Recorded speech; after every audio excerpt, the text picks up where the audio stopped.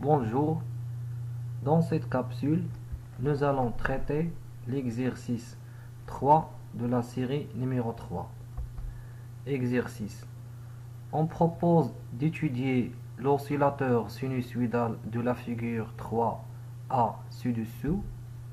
Le transistor est bien polarisé en régime linéaire. Pour étudier l'oscillateur, on utilise le schéma simplifié de la figure 3B.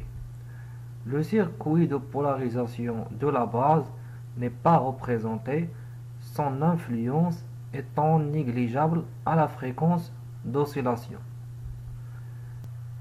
Question 1. Montrez qu'on peut se ramener au schéma de la figure 3B en précisant la structure du quadripôle de réaction.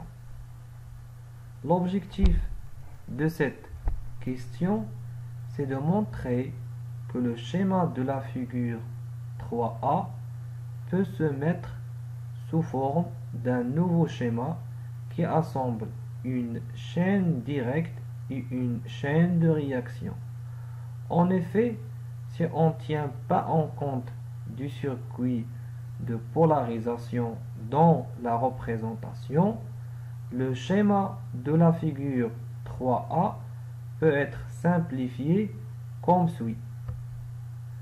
Et si on compare ce nouveau schéma avec celui de la figure 3B, on remarque que le transistor et les résistances RC et RE constituent la chaîne directe, ce qui fait que le reste du circuit représente la chaîne de retour. Donc, on peut dire que le quadripôle de réaction comprend les deux capacités C1 et C2 et l'inductance L. Enfin, il suffit de déplacer les capacités et l'inductance de la gauche du transistor vers la droite. Bien sûr, tout en respectant les connexions entre les éléments. On obtient ainsi le circuit suivant. Question 2. On ouvre la boucle entre B et A en admettant que cela ne perturbe pas le montage. Dessinez le schéma équivalent en petits signaux du montage. La tension d'entrée est connectée à la base du transistor et la tension de sortie est prélevée de limiteur. Donc, le transistor est utilisé en montage collecteur commun. Ainsi, pour dessiner le schéma équivalent, il suffit de remplacer le transistor par le schéma équivalent d'un collecteur commun en régime dynamique. Puis, on ajoute à ce schéma les éléments restants du montage, tout en respectant les connexions initiales. Question 3. On appelle ZE l'impédance équivalente à tous les composants branchés entre l'émetteur du transistor et la masse.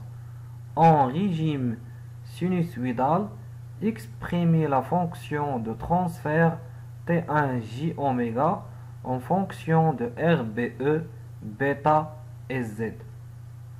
D'après ce schéma équivalent, la tension VB égale à RBE fois IB plus VE et VE égale à ZE fois bêta plus 1 fois IB. À partir de l'équation 1 et 2, on trouve l'expression de VB suivante. Puis, on déduit la fonction de transfert T1 J-oméga en fonction de RBE, bêta et ZE. Question 4. Exprimer la fonction de transfert T2 J-oméga en fonction de ZL et ZC2, puis en fonction de L, C2 et oméga. Montrer qu'elle est toujours réelle. D'après le schéma de montage, on peut exprimer la tension Vs en fonction de VE par le pont diviseur de tension. Ainsi donc, on peut déterminer que T2 J-oméga égale à ZL fois VE divisé par ZL plus ZC2. En remplaçant ZL par JL oméga et ZC par 1 sur GC oméga, on obtient la fonction de transfert T2 J oméga en fonction de L, C2 et oméga. Cette fonction est réelle. Question 5. Exprimer la fonction de transfert TG oméga en boucle ouverte en fonction de T1 et T2 et rappeler la condition que T doit vérifier pour le système entre en oscillation.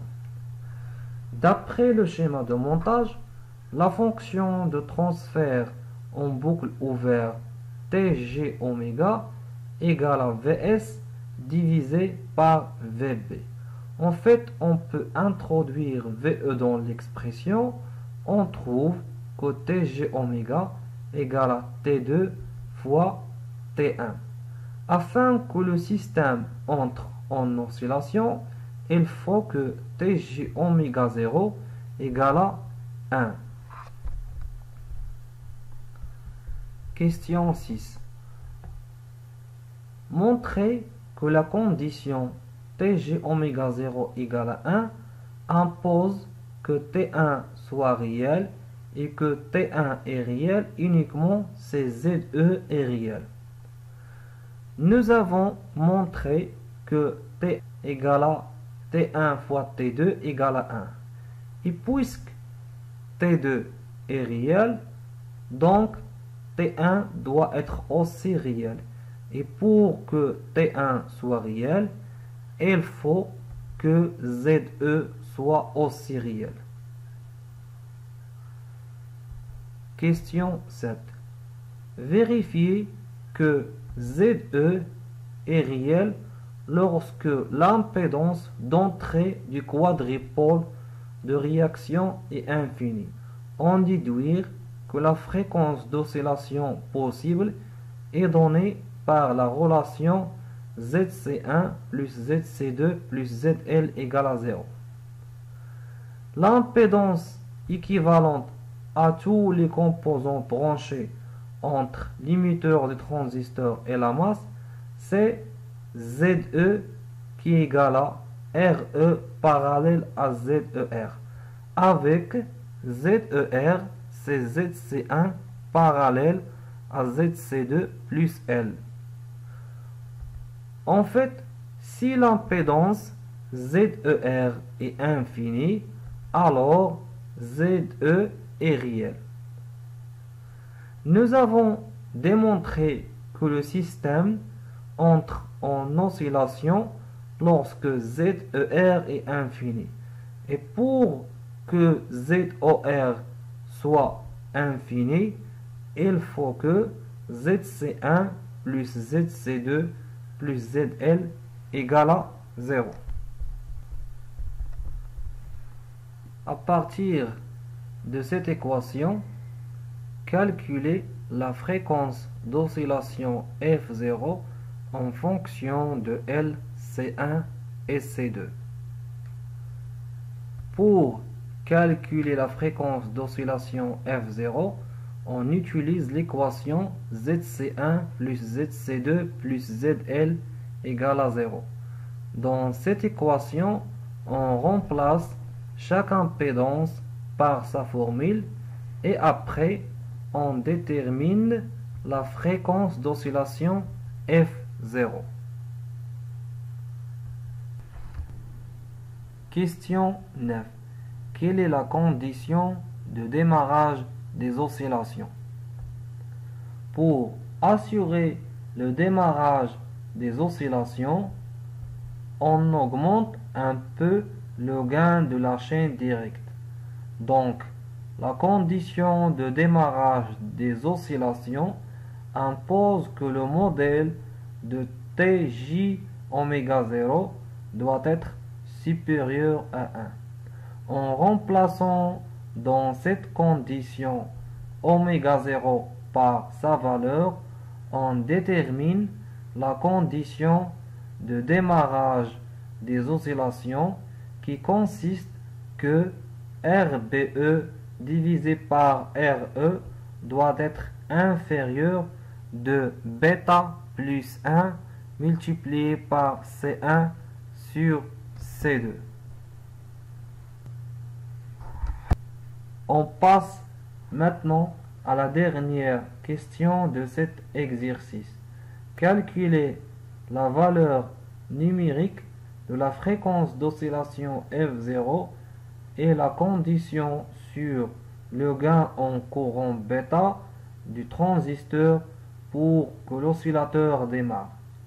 Après l'application numérique, on trouve que F0 égale à 14 MHz et bêta doit être supérieur à cette valeur.